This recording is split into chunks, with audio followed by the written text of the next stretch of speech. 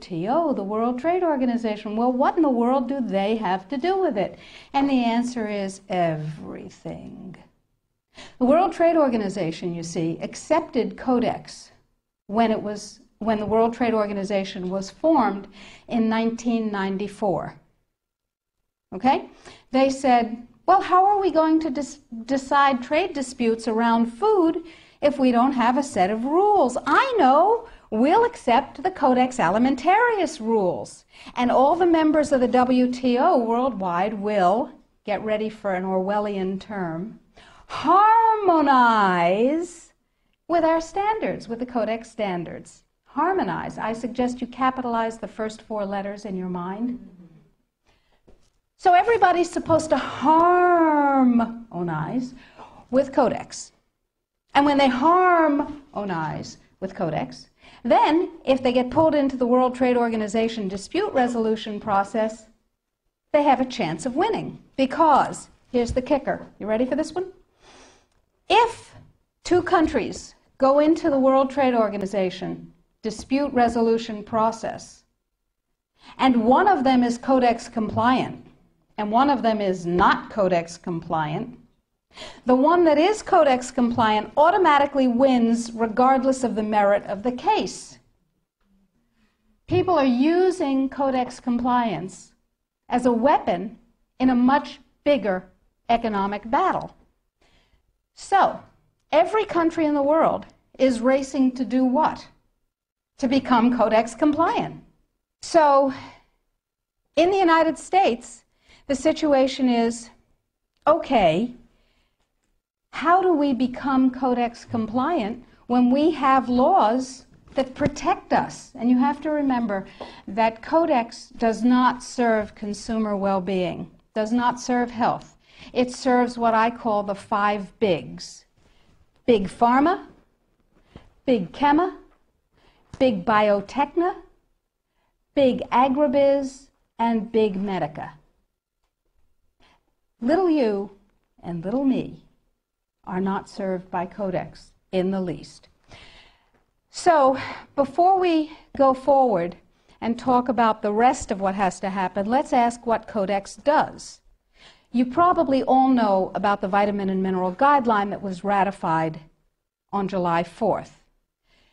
You may not know that although it is said that CODEX guidelines, regulations, and standards which have been ratified are voluntary, they are not voluntary. That is known as a lie. They are mandatory, but they are not fully mandatory until December 31st, 2009. They're sort of kind of a little bit mandatory now, and they're totally mandatory then.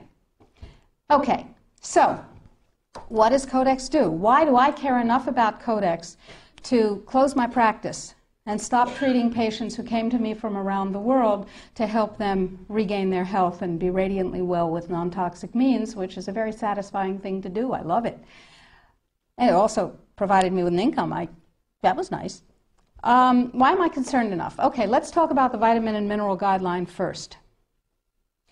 In 1994, here in the United States, DSHEA, the Dietary Supplements, Health and Education Act, was passed, which classifies nutrients and herbs as foods. As foods, you can set no upper limit on them. You cannot set an upper limit on lettuce, lamb, or rutabagas, and similarly, you cannot set an upper limit on vitamin C, echinacea, ginkgo biloba, vitamin D. And access to nutrients is freely given to us. We are allowed to have any nutrients we want because, and this is a very important point, under common law, anything not forbidden is permitted. CODEX, on the other hand, is a Napoleonic Code law system. Under Napoleonic Code, anything not permitted is forbidden. That's called a positive list. So, vitamins and minerals. In 1994, we passed DSHEA. Nutrients are foods. We can have as much of them as we want. It's our business. In 1994, CODEX with no notice here in this country whatsoever, declared nutrients, put on your intellectual seatbelts, declared nutrients to be toxins. They're poisons. Dangerous industrial poisons. As poisons, we have to be protected from them. How do you protect somebody from a poison? You use toxicology. You use a science called risk assessment. A quick primer on risk assessment. First, you take the substance that's poisonous and you feed it to animals and you determine the dose that kills 50% of them. That's called the LD50. Okay? And you extrapolate what the LD50 for a human being might be. Then you go down to the other end of the dosage range and you start feeding itty-bitty tiny bits of it to test animals.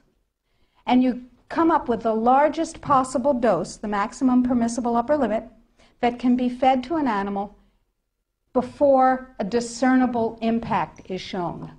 Okay? No discernible impact. Then you divide that by 100. That's how they do it in risk assessment. And now you've got a safety margin. So you've got 1/100th of the dose that can be given, the largest dose that can be given with no discernible impact. Okay?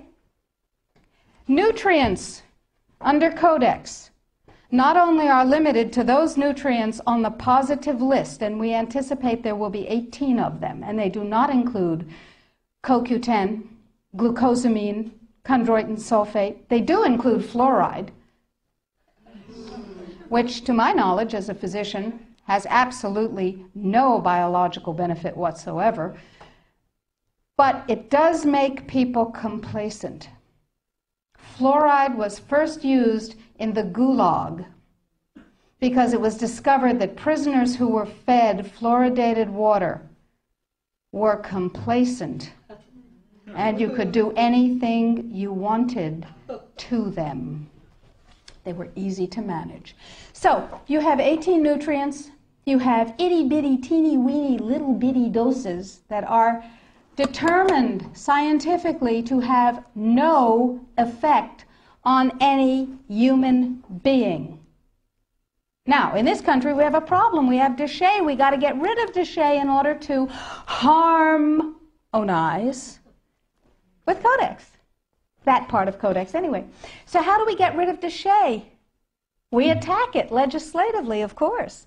And there are 5, count them, 5 bills currently before Congress designed to overturn, gut, invalidate, and otherwise get rid of Deshay. Because once Deshay is gone, we can harmonize with the vitamin and mineral guideline.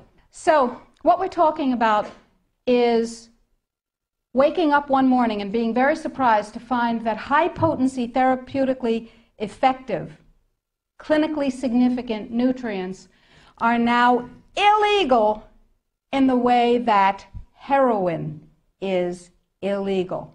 Not available with a prescription, illegal. If these nutrients have any impact on the human body, they are illegal. That's just the vitamin and mineral guideline. Let's talk about milk. We have recombinant bovine growth hormone, and now we can choose milk with it or milk without it, butter with it, butter without it, right? Not under CODEX, because under CODEX, every dairy cow on the planet must be treated with Monsanto's recombinant bovine growth hormone. Furthermore, under CODEX, every animal used for food on the planet, whether it has fins, feet, or feathers, every animal on the planet must be treated with subclinical antibiotics. Must be treated with subclinical antibiotics and must